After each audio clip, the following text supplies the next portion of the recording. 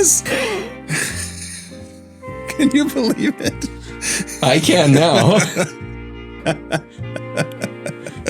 Merry Christmas. Merry Christmas, Trevor. Yeah, it's been a good few weeks of Advent, and we're finally here. We've made it to December 25th and Christmas. We started with Advent. We've been through 4 Sundays. Mm-hmm. The kids have been groaning, and we did it. Mm-hmm. And we're very thankful for that. Yeah, you got through all of the various Christmas parties and events and concerts and everything that your family and kids are involved in. Yes. With minimal bruising and swelling. Yes, but with maximal cost. Yes. Oh, that's a given.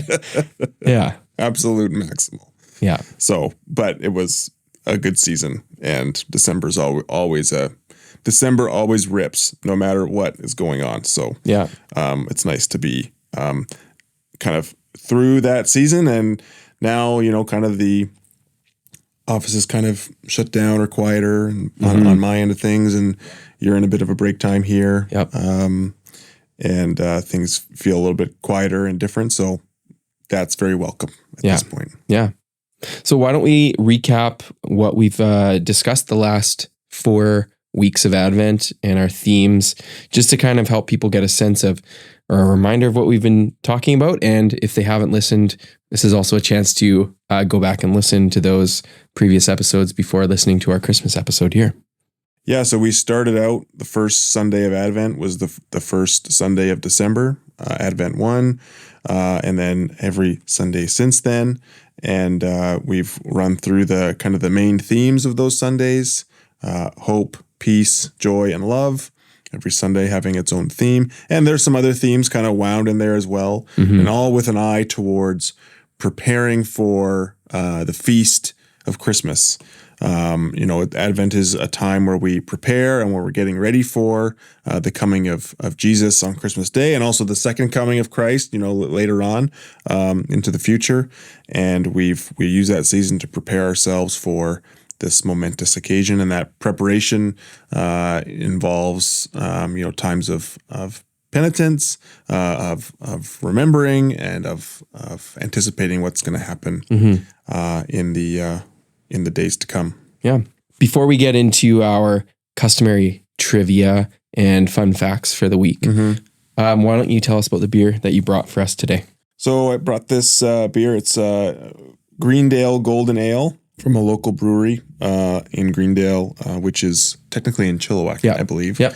And saw this one, kind of like the color of the label. I always am partial to a golden ale. I don't know why. It just always catches my eye. I haven't had this type before, but really looking forward to opening it up. And it sounds like they grow their own hops. Yeah. The Comet hops, which sounds like a cool little feature. I think do a lot of breweries around grow their own hops? Well, in Chilliwack and in Abbotsford, there are quite a few hop farms. So I know Farmhouse and I think Fieldhouse have their own farms, where I don't know if Fieldhouse grows their own hops, but these guys clearly do. Have you been to Farmhouse ever at all? Once. Yes. They have a pretty beautiful place. I think they have a putting green installed there. They do. I like that. Really big outdoor kind of patio with tents, fireplaces, stuff for kids to do or run around. They have like a pizza oven, make great pizza. Oh, yes. I think the one and only time I was there, it was pouring rain so hard, we couldn't even really see the road when we were driving. Oh, yeah. So we didn't enjoy the outside. That's fair. But we did enjoy the pizza. Yeah. They have this dark lager that's really good too, if you ever get a chance to check that one out. But why don't we crack open these ones? Let's do it. And check them out. All right. Cheers. Cheers. Merry Christmas. Merry Christmas.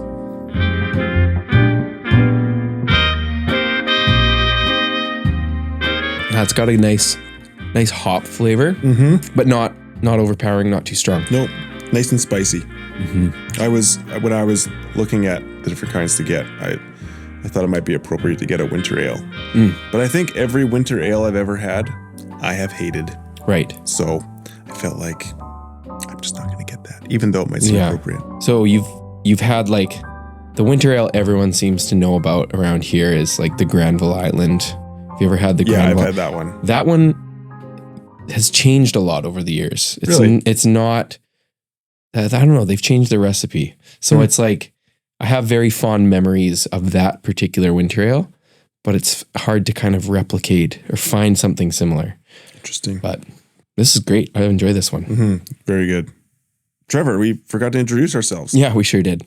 That's good. Well, It's an exciting day. Yeah. So very It's Christmas. It's easy to forget Christmas. That's right. These simple things. These formalities. Yeah. My name is Tyler. And I'm Trevor. Trevor. And this is the Pray Tell podcast, and where we like to talk about Anglican things in an Anglican way, especially when it comes to Advent and the Christmas season, which is what we're focused on right now. We both go to St. Matthew's Anglican Church in Abbotsford. It's located at 2010 Guilford Drive in Abbotsford. If you go there today on Christmas Day, the doors will be closed. We don't have a Christmas service there. We had our Christmas service on Christmas Eve towards around 4 o'clock. So we'll be happy to see you, though, next Sunday for the first Sunday after Christmas, which is always an exciting day. Mm-hmm. So we've got our trivia for this week for Christmas. And we were challenged to find out a little bit about St. Nicholas.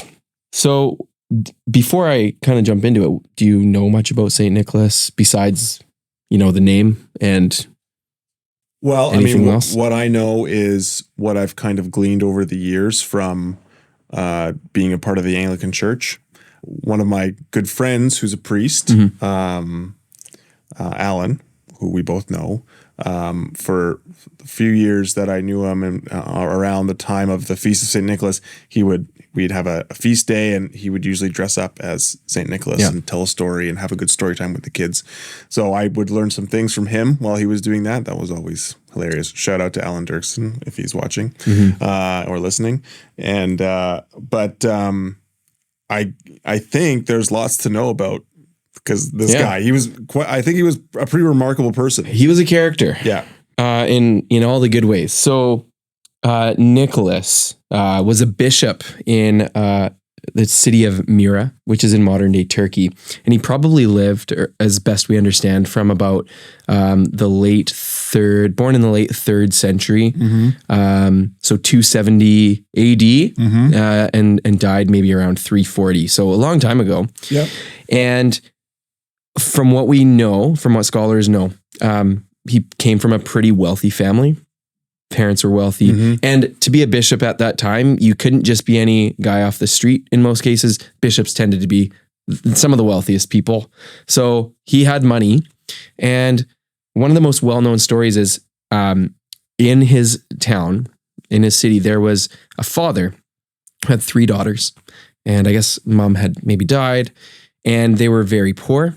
And these 3 daughters, the family didn't have enough money the dad didn't have enough money to pay for their dowry to get married for the daughters. So faced with not being able to marry off his daughters, these 3 girls were probably going to face a life of prostitution to make money. Because that was very common trade in the day. So Nicholas, knowing or hearing about this, he decided to do something about it. So for 3 nights in a row, he would go to the open window of this house where the family lived, and he would drop a bag of gold coins through the window, leave it there. The father on the first morning wakes up, sees this bag of gold. It's like, great, I can pay for my oldest daughter to go get married now. He repeats this 2 more times. By the 3rd night, the father, he wants to know who's doing this. So he stays up. And when Nicholas comes by with the bag of coins, he says, aha, I know who you are now. Nicholas says, hey, don't tell anyone about this. Got to keep this a secret. And so that's where this idea of Saint Nick being this gift-giving, benevolent person comes from. And so some of the other things that he's known for giving are things like oranges or even gingerbread or spiced bread. And I know for me as a child, and even still now, I always had an orange in the bottom of my stocking, an orange and an apple. And I actually have some context for that now. It's not just maybe it was random for my mom, but maybe she got it, from somewhere else. And right. So He's a really interesting character. He's known for performing some pretty interesting miracles. He apparently calmed a storm, kind of like Jesus.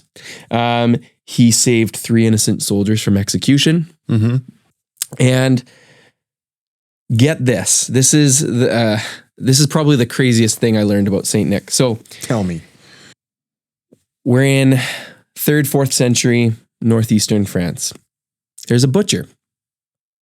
And in this small little village where this butcher lives, there's lots of these fields that have been picked over.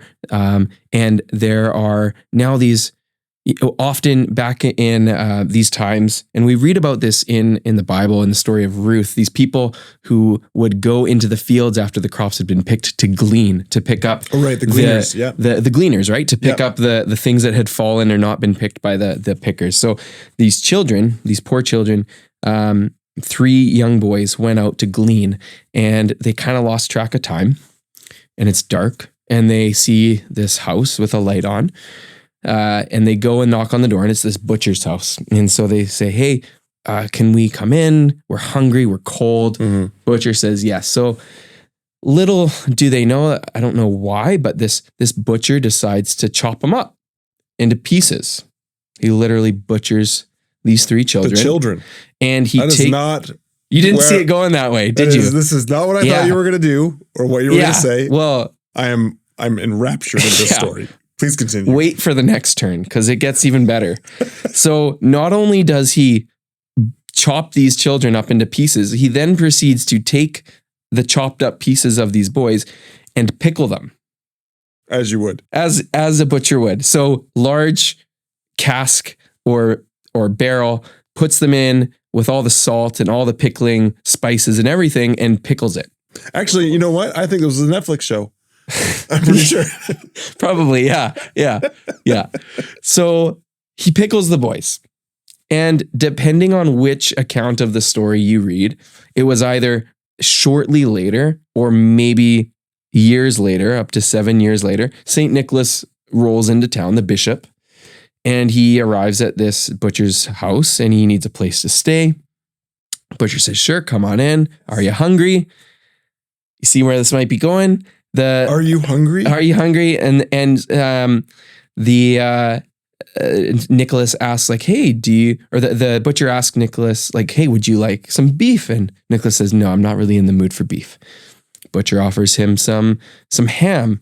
Nicholas says, no, I'm not really in the mood for ham.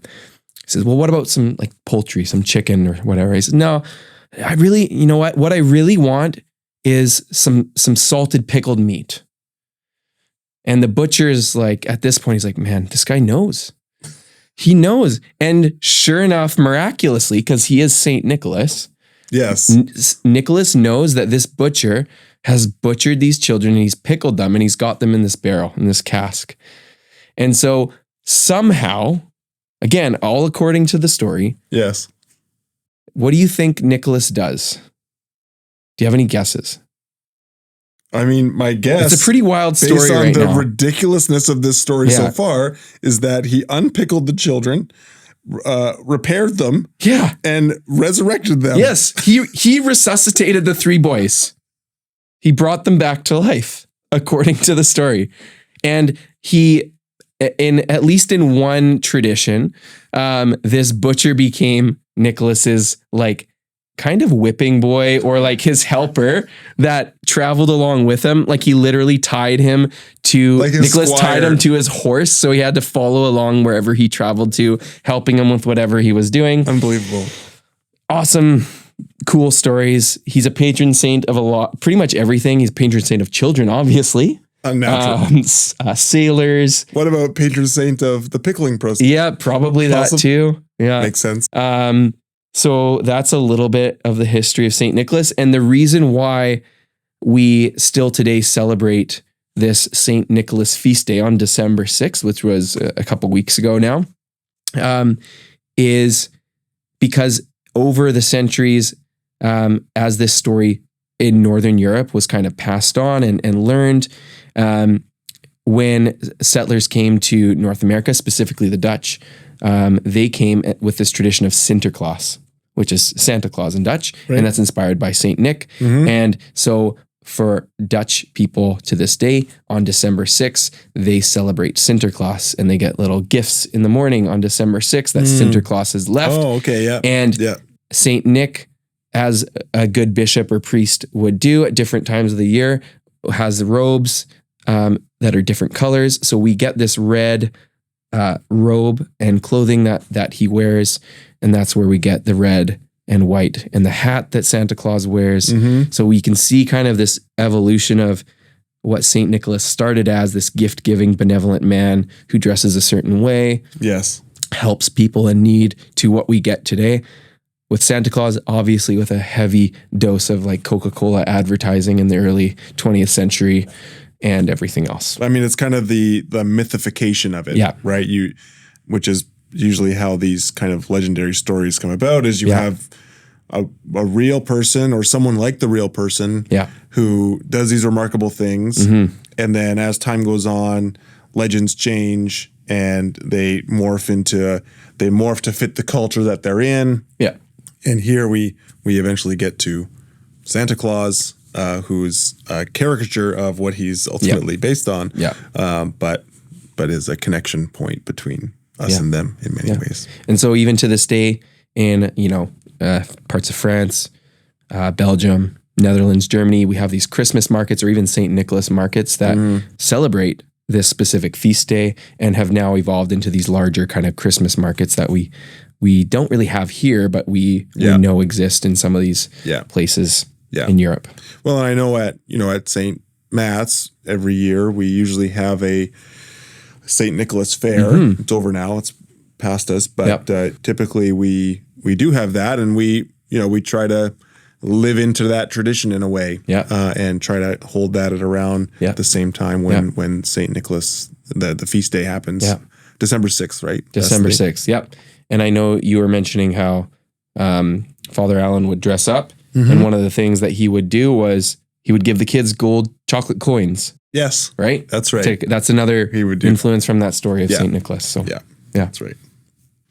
Well, that's Trevor, that is an unbelievable story. I can't believe that's a real story. Yeah. I'm so glad you told me that. I think it's like a new Christmas tradition that we have to tell the story of St. Nicholas unpickling the children. Terrifying, redemptive. Yeah.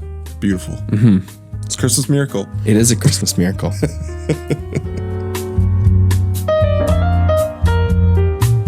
I think we're probably going to chat a little bit about the passages for Christmas Day service or Christmas service. Just want to remind those who are watching or listening to, give the show a pause. Take a look at the readings, either in the show notes, a reference in the show notes, or showing up on the screen. Just to note, they are in the Old Testament, the book of Isaiah, chapter 9, verses 2 to 7, and then Psalm 96, a reading from the book of Titus in the New Testament, chapter 2, verses 11 to 14, and then the gospel reading, Luke, chapter 2, verses 1 to 14, with an optional verses 15 to 20. Trevor, one of the, as we're reading through these passages, there's a lot of history going on, especially in the gospel reading. Like, we're learning a lot about kind of the setting that Luke, the gospel writer, is writing in, and really thinking about when he's talking about different rulers and lots of things going on there. Do you have any, what does that pique for you in terms of interest, or what does that bring to mind for you? Yeah. When I read this gospel passage, I can't help but think about the Charlie Brown Christmas. That's the iconic scene where Linus gets up on the stage and the spotlight shines on him, and he recites this very passage. Right. So that I have to read it even with that voice in my head. Okay. Because I've just seen that so many times. So that's the first thing that really sticks out to me. Even, that was a long time ago when I was watching that as a kid, but still a very strong image for me. And it's interesting how something as iconic as Charlie Brown, which I think that that Christmas episode probably came out in like the 60s. It's a long time ago now. It's bringing in this very important, sacred, holy scripture text into what's something that's being produced for like mass media consumption. And people still, regardless of their beliefs or traditions today, make a point of sitting down to like watch that because they've grown up watching it, and they can still hear that message and have some kind of warm, fuzzy feeling, at least at minimum, maybe when it gets to that part. So that's kind of the first thing that I think that came to mind for me as I was reading the gospel in particular. This doesn't have anything to do with the reading, but I was walking around Superstore the other day, and these Christmas carols were playing. And it happens every year. You're walking around the store, and then all of a sudden it's Christmas season, even though it's Advent, but whatever. And you're walking around and you hear these Christmas carols all of a sudden, and you're hearing about like people singing about Jesus and God and angels and salvation and the human condition and all these things that at any other time during the year, you do not. It is not what people want to think about or hear about, and they become very hostile towards it, in fact. But it becomes this, and I love it. It always brings a little smile to my face when that comes up. But yeah, when I've read through this passage, there's lots. We have this comments on, the fact that there's a census going on. We have a reference to Emperor Augustus, the governor of Syria, Quirinius, the fact that Joseph went to the town of Nazareth in Galilee, to the city of David in Bethlehem. All these things, all these places and things that to us, really, they mean nothing overall. But these were real places with real people doing real things when it was being written.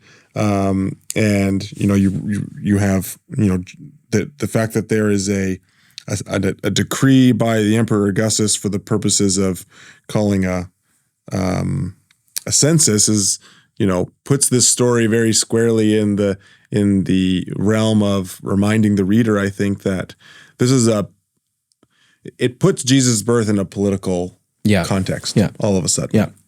It's a very stark reminder that, and I think the readers of this letter that Luke was writing, this account that he was writing, would have been very mindful of the fact that the people of Israel were in a state of oppression. They were political and geographical prisoners of the Roman Empire, and they are being counted. And why would a government count the people? For taxes. Taxes and military service. That's why there's no other reason to do it. That's why they do it.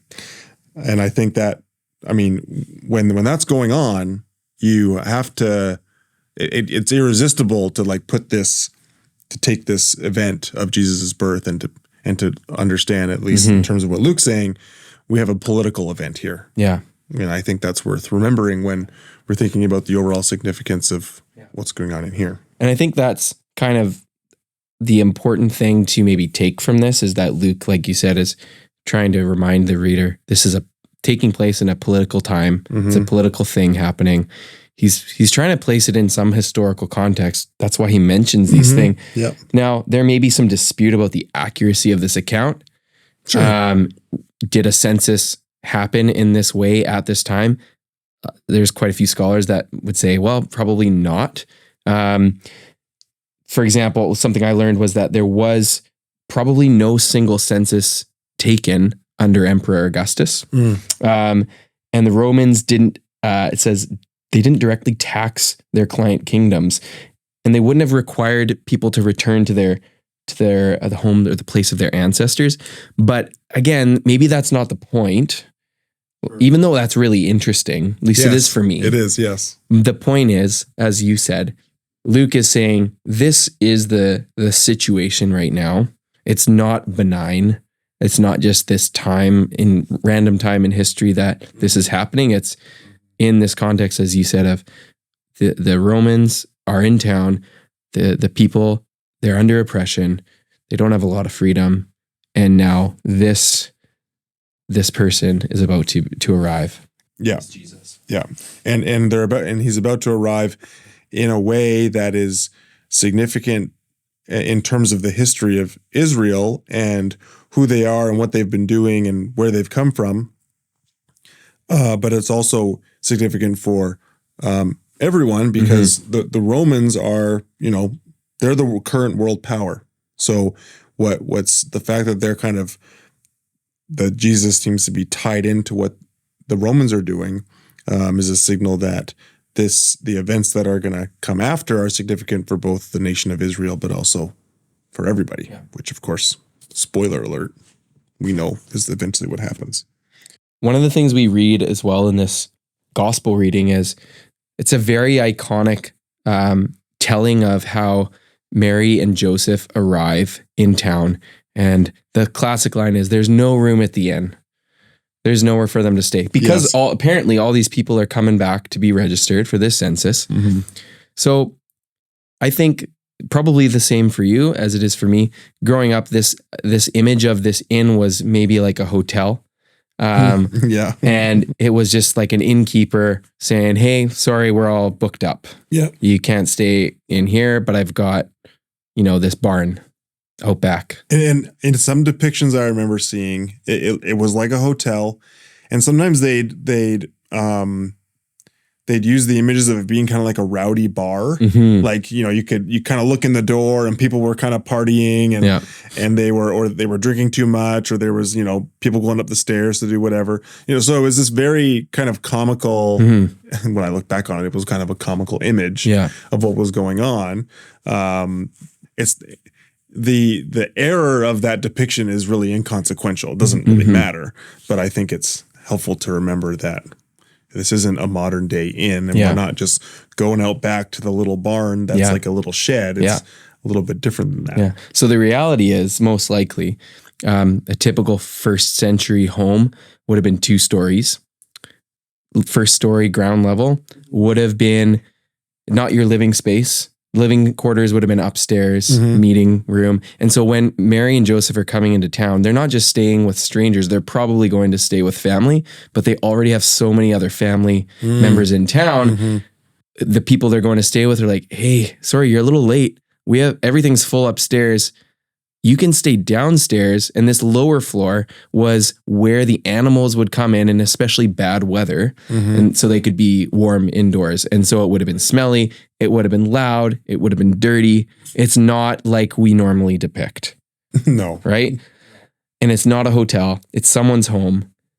Yeah. And it's even worse that it's relatives. Yeah. That makes it worse. Yeah. Yeah. Through no fault of their own, I guess. No. Blame the Romans, right? Yeah, blame the Romans. Blame the Romans. It's easy to do. Yeah. And we were talking earlier about, sometimes I'd like to take the kids. We go to like the dairy farm, to see what the process is there. Yeah. And the first thing they always say is how bad it smells. Mm-hmm. And what I think it's somewhat helpful to think that's what they were in with a pregnant woman. Mm-hmm. With and then eventually with a newborn baby. Maybe they lit a fire, maybe they couldn't because it would light the whole house on fire, whatever it was. Just not good, not ideal. Not ideal at all. That's for sure. So we've lit our candles. Remember, we have the 4 candles for each Sunday of Advent.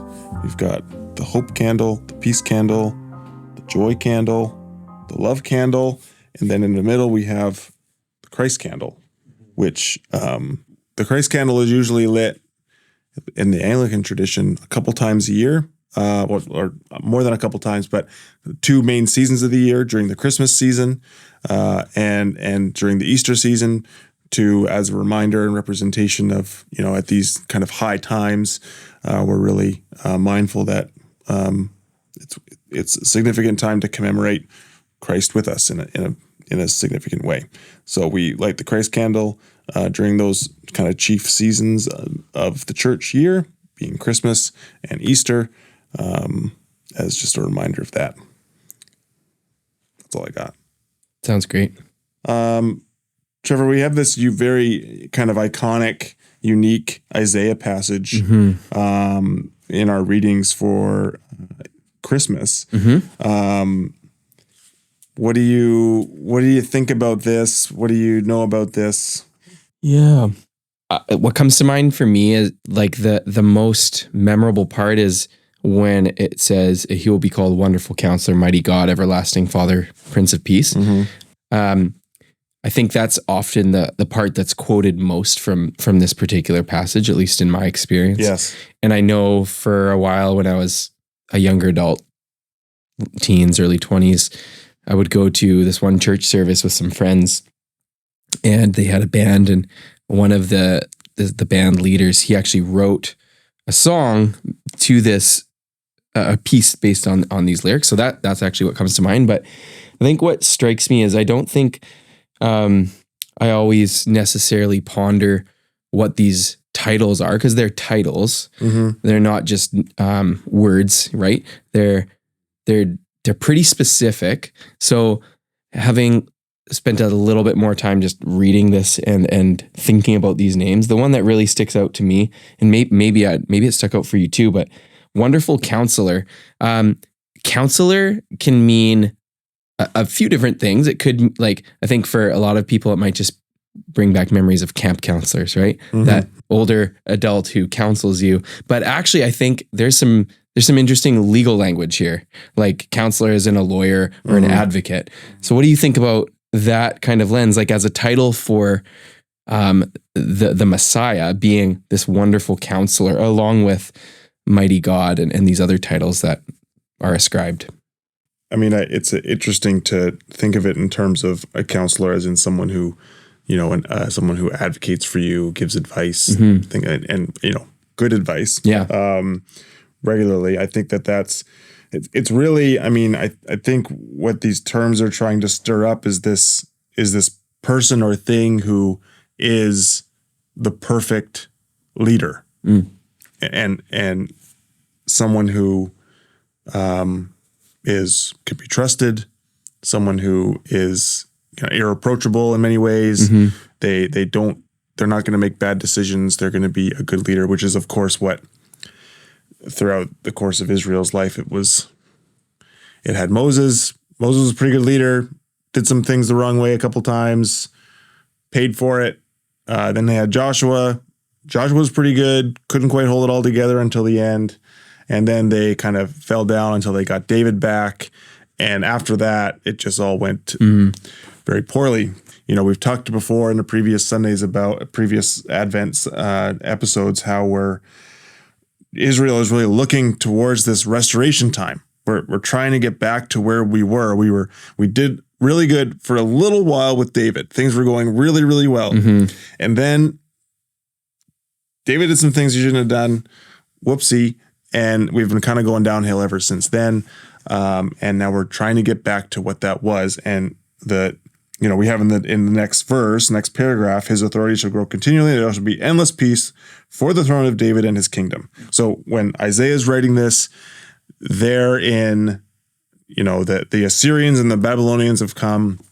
They've wiped out the nation of Israel. If there's anyone living there, they're basically subservient to those nations, or they've been all trucked back to their place. And neither nation are particularly nice. They're very hostile people. They look out for themselves, and that's what they care about. And when Isaiah's talking about this and using this language, we're really looking forward to a time when that's going to be over. And so while this language isn't really repeated elsewhere, like in the New Testament readings or elsewhere in any of the gospel readings, it's nice to read this and you think, oh, I think that's maybe it's talking about Jesus. I mean, at the time, there was no sense that they were looking forward to this, but they were looking forward to this person who would eventually come, get rid of the oppressors, bring us back to where we were at. And when we read these passages here and we think maybe that's Jesus, I think that's a helpful signal that, we're talking about this type of person, especially since, and we talked about how in our Luke reading, Luke kind of setting this in a political context. Well, the political context also applies within the nation of Israel, because they're all still looking for this Messiah. You know, we have in the reading, "To you is born this day in the city of David a Savior who is the Messiah, the Lord." And this concept of the Messiah within the first century Jewish context was really there's lots of evidence to show that it was viewed as this person who's going to come and reestablish the throne of David, be this person who delivers the nation and gets rid of the oppressor, so that we can just be the people of God that we were always meant to be. And so now we have Luke here in this passage kind of feeding off of, you know, this, what we have going on in Isaiah to say this is, not only is this political in relation to Rome, but it's also political in relation to the nation of Israel itself. Our history. Thinking about internally, thinking of itself internally as well.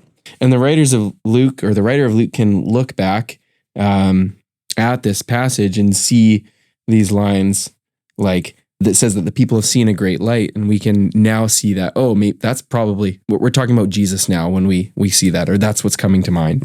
And then I think just to connect it back to something you mentioned the last week, you mentioned how Reverend Art had shared how this season of Advent is not only about looking forward to the birth of Christ, but also the second coming. There's this line in this Isaiah passage that talks about how the government will be on his shoulders. It's also pointing, I think, to Christ's reign over more of like this eternal kingdom in this second coming, right? So again, it's kind of pointing us or helping us look to not just the birth of Jesus, but also this other thing too. So Trevor, we have this idea of the 12 days of Christmas. And, you know, we've come through Advent. We've hit the Christmas season. And this is the first day of the season. And it runs for a while. When I was a kid, Christmas was the day. Like the cadence was basically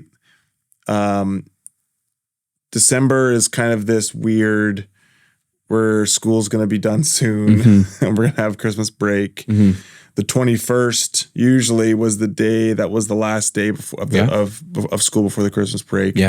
You get out, you're pumped that school's over. I don't have to go back to that place for a little while. Maybe you go to church on Christmas Eve. Maybe you go to church on Christmas Day. I remember when we go to my grandmother's house, Nan Schroeder. We go to her house in Manitoba, and her tradition was always to go to church on Christmas Day. And Nan, I'm really sorry if you're listening to this, but it was such a burden. It just totally messed up the whole thing. I'm really sorry. But that was, you know, some people do that, some people don't. But then when Christmas was over, Christmas Day was over, Christmas is kind of done. Is that similar for you? Very, very similar. There's that 12 Days of Christmas song. And I think, like you, it was always about, it's the 12 days leading up to Christmas. That's what the song's for, to get you pumped up. Right? Never really thought about why they were getting gifts in that time. Right? Exactly. And same thing. I always, whenever Christmas was land on a Sunday, it was always like, we have to go to church on Christmas morning. And if for my family, I guess both of my parents had a similar experience, a childhood experience of not really growing up in super observant Christian homes, especially my mom. But my mom was always much more, I think, relaxed about, we don't really, if we miss Christmas Eve or Christmas Day, it's not a big deal. My dad was always the one who was like, no, we got to go. So it was good that mom, for me, because I was like, no, I don't want to go. My brothers and sister were saying, I remember learning, I must have been I think it was in grade 12 in English class, reading the play Twelfth Night by Shakespeare. And Twelfth Night is a comedy that takes place during the 12 days of Christmas. And my teacher told us this. And then that was the moment I was like, Christmas is this 12 days from December 25th till January 6th. Epiphany. Yes. And it's this time of celebration, which is why Shakespeare, he set this play, which is like all Shakespeare comedies. It has a love element to it, a love story, and lots of jokes. And it's taking place during this really festive time. It's on purpose. Like he's doing it because there's a lot to kind of make that even more fun. Right. So that's like the first, I think, realization that I had of, this Christmas season extends beyond just December 25th. You get to extend it a bit. And I think we talked about in our first episode how, there's that in-between period between Christmas and like New Year's when you might be off school or off work and you lose track of time a little bit. Yeah. That kind of lends itself to this idea of feasting or celebrating. Maybe it's even just relaxing during this time because it's such a busy period of the year, right? But that was kind of, I'd say that's how I experienced and learned about this growing up. I remember shortly after we started going to the Anglican church when we lived in Saskatchewan. Advent was, okay, I've heard of Advent before. That's nothing too new. I didn't realize it was 4 full Sundays beforehand or whatever.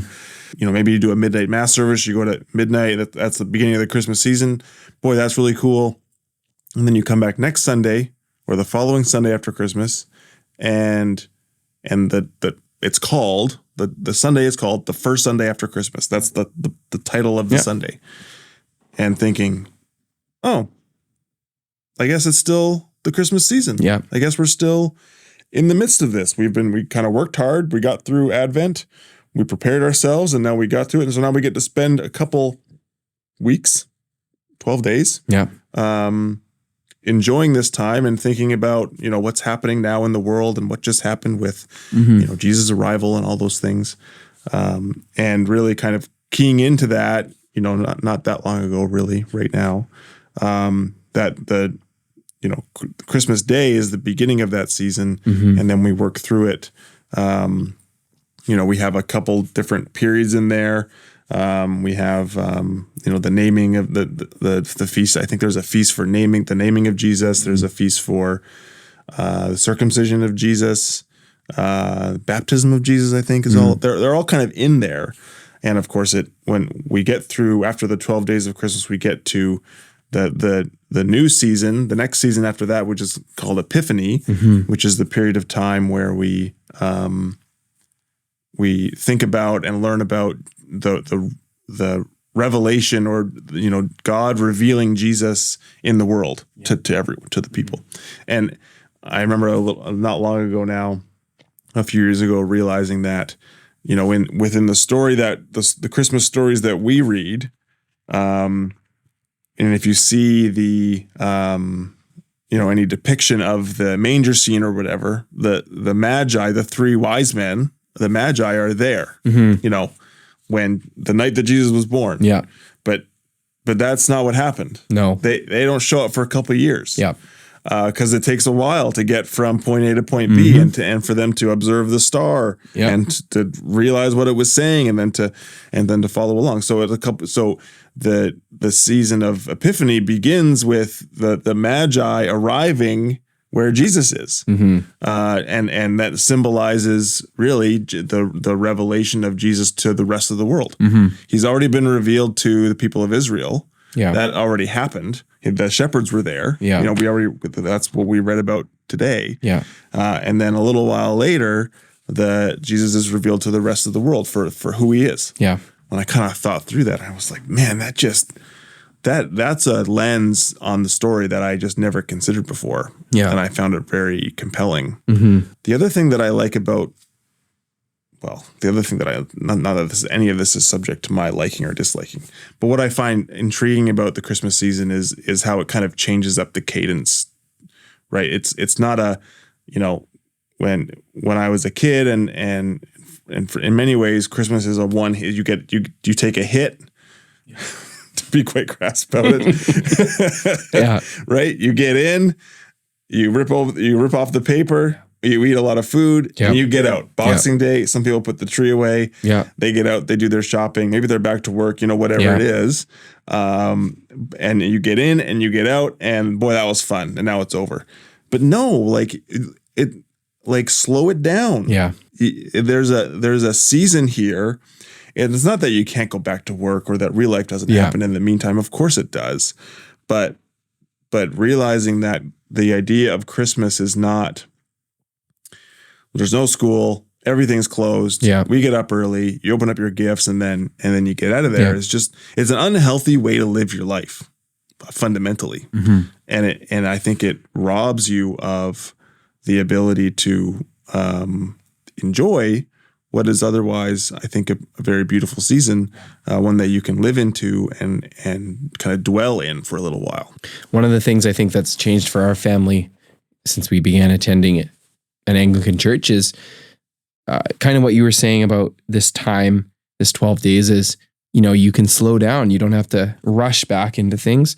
Mm-hmm. One of the things that we do now is we keep our tree up till Epiphany, till January 6th, because it's about celebrating Christmas. Like the Christmas tree, we put it up beginning of December. Yeah. But it can stay up till January 6th. And it's just that reminder of the season is still happening. It's not over just because it's now December 26th. Yeah. And it's Boxing Day. Yeah. And maybe you're going back to work, or maybe your kids have a winter break camp. Yeah. Or whatever it is. It's still something that you can be mindful of, and keeping that tree up.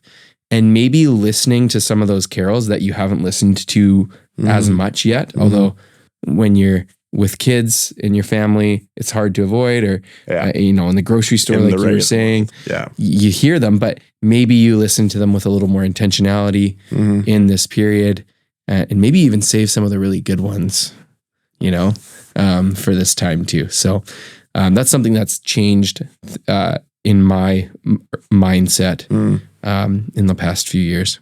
Did you say winter camp? Yeah, like do your kids ever do a winter break, day camp? No. Okay, I used to do these in a previous lifetime. I was like not a summer camp worker, but I worked with a recreation.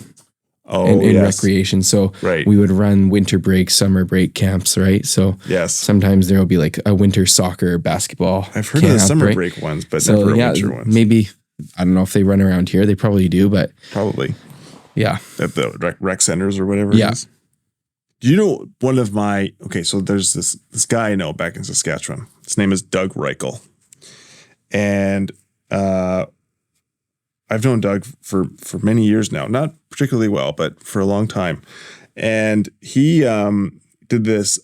We were at his house once for a church thing. And he was telling me how his family save their Christmas tree until Easter. Mm. And then they use the Christmas tree to cook their feast food for Easter. Like on an open fire or something. Yeah. Interesting. And I found that to be profound. Like they keep it watered that whole time? No. They just take it down and then they use it as firewood. Okay. So they connect. Yeah. They take this symbol of Christmas. Yeah. Which is kind of an odd symbol of Christmas. You know, the tree and the thing like that. It ties into the Christian faith in, I think, a way that is good. Yeah. But they take this symbol of Christmas and they bring it over to Easter, and then they use it in a very practical way in Easter. It's almost how we use the palms from last year's Palm Sunday for the ashes at Lent. Yes. Right? It's kind of a similar idea. Yes. Yeah. And when Doug Reichel told me that, I loved that man. It was just such and the way he said it, Doug is he's a very dramatic person. We saw him when we were back in Saskatchewan in October, and when he was speaking to my two boys, and they couldn't look away from what he was saying. It was they're 10 and 9, so it's hard to keep their attention sometimes. But they just couldn't. They loved talking to him. It was great. Tyler, what Christmas carol or Christmas song gets you the most excited when you think about listening to it? Carol of the Bells. Carol of the Bells. That's what I love. I love that song. And if it's more of a churchy one, Yeah. Usually when we sing Silent Night with the candles, Right. I don't tear up a lot, but it usually hits me at that point. It's usually pretty powerful. Right. But Carol of the Bells, my kids love listening to like a metal version of it. Oh yeah. Like the Trans-Siberian Orchestra, Carol of the Bells. It's awesome. I was in choir in high school and we sang Carol of the Bells. So nice. I can still remember that. Yeah.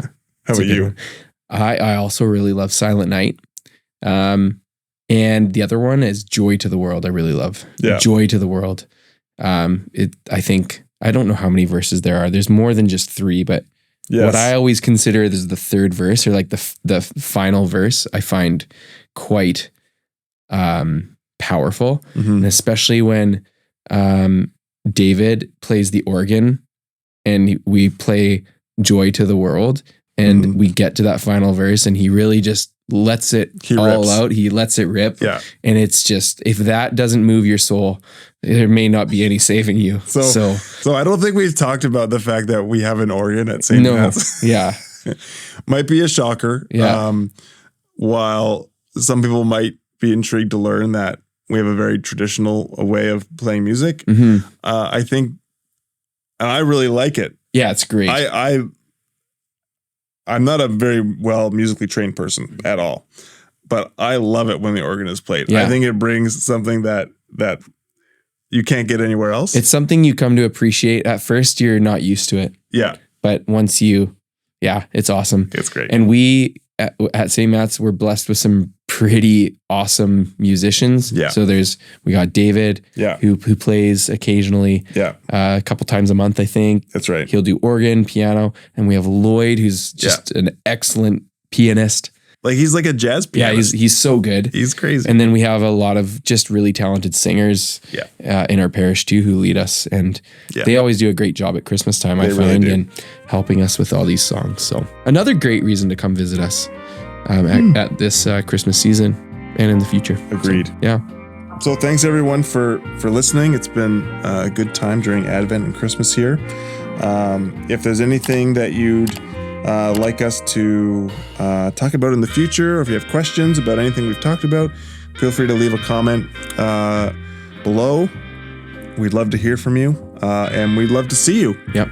Remember to, since this is coming out on Christmas Day, you'll be looking for your next service. So if you're thinking of coming to St. Matthew's in Abbotsford, we're located at 2010 Guilford Drive.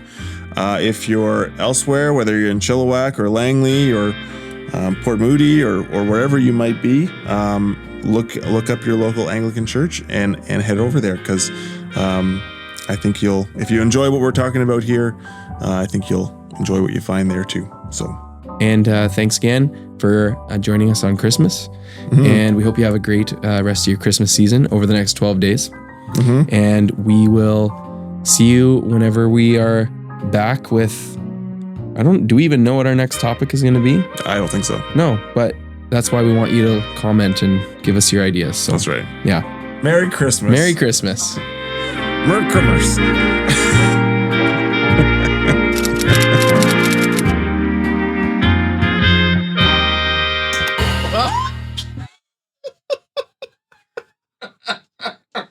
There's more smoke.